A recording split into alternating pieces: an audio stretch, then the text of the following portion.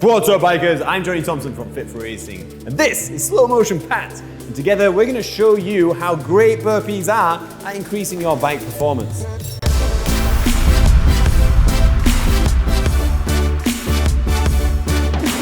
Before breaking down burpees and looking at the crossovers specifically for the demands of riding, we're going to take a look at different types of burpee and how you should perform them. So Pat's going to pop down into a straight arm plank position, maintaining a very good stable spine. Then from there, a strict push-up, chest and thighs to the ground, lock out, and then bringing knees up to the chest to land in a good squat, to then extend, jump, and clap behind his head.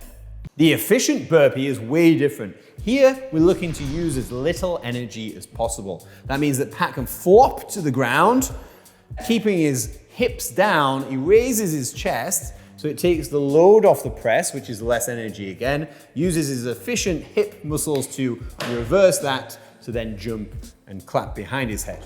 Then the one we love, explosive burpees. So this is a bit of a combination of both, where we're going to do it reasonably fast, but we're going to maintain the spinal position of the push-up. So Pat's going to go down quickly and resisting some of the momentum down with the push-up position, but maintaining his spine. He's going to press up from the bottom, jump super high, and triple extend at the top. Now we've seen the different types of burpee, let's take a look at the specific parts of those that reflect and cross over to your actual riding. The biggest one for me, and the stimulus that we're trying to get from this, is the eccentric loading of that press-up position, which is very, very relevant and very undertrained in riders. So if we take a look at Pat coming off a heavy drop on his bike, you'll see that there's quite a lot of load going through that he's having to resist to stop smashing into his handlebars. The very same movement as when he performs a burpee. So if you look, Pat's going to be temporarily off the ground completely, and the majority of the resistance of him smashing his face in the ground is by that press-up position on the arms. Eccentric loading, and then the other benefit of this same position is the complete opposite. We're going to do a concentric loading, which also adds to handlebar control and bike handling. So that's the pressing upper body benefits right there. And then from that straight arm plank position, Pat's going to bring his knees up into his chest, which has a small benefit on his core, but he's going to land in a big hinge. So glutes and hamstrings are loaded as Pat stands up into a tall jump. Go on, there we go. So that real hard extension engages more of the glutes and hamstrings, therefore builds them and makes you more capable holding that position and generating power through it, which helps pedal power, but also holding position in prolonged periods of downhill. So the burpee right there has so many elements that cross over directly to your riding ability. Why would you ever say a burpee was shit for riding? We've shown the crossover for riding, but we can't deny that occasionally it poses some risk to you through volume and bad positions. This is a very dangerous position for your spine if you're not engaged through your core. If you have pre-existing injuries or disc bulges, then absolutely avoid this type of burpee. And then on the flip side, our favorite burpees, the dynamic ones, it does pose some risk through tendons of wrists, elbows, and shoulders because of the impact and the repetitive nature of it. So just be very aware whilst you're doing multiple burpees, what impact that has on your tendons and your general health.